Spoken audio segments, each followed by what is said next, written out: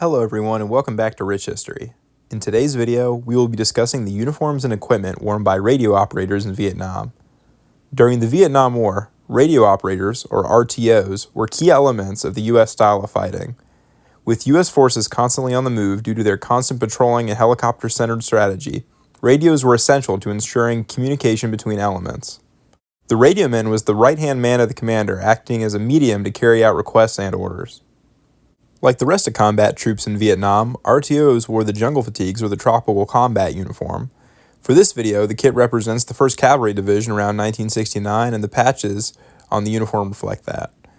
The boots worn by soldiers in Vietnam were developed to fit the needs of the jungle, offering protection against spikes while draining easily to adapt to the tropical environment of the war.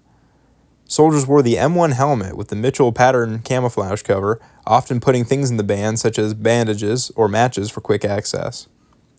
The web gear setup was configured for the M16A1 rifle, which was a standard issue weapon for most of the war. The M16 was chambered in 5.56 and equipped a 20-round mag until later in the war.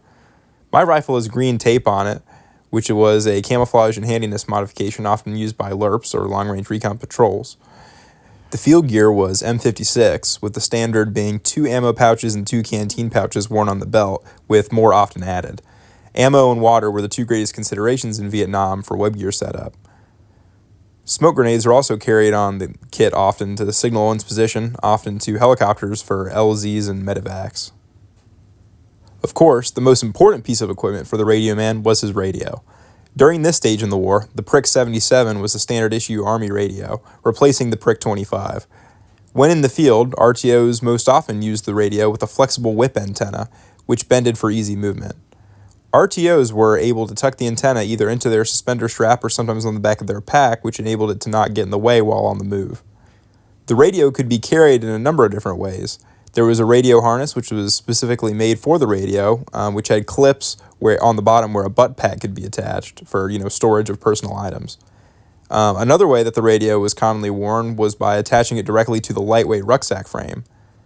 The lightweight rucksack was the standard issue pack for the GI in Nam, and it had the capability to have different things attached by straps or hanging off. You see the radio attached commonly to the ruck frame, which allowed the possibility of the rucksack being attached as well, which in turn allowed for the soldier to carry more of his own personal items. The radio allowed for small elements to cooperate with each other and larger support elements in the field.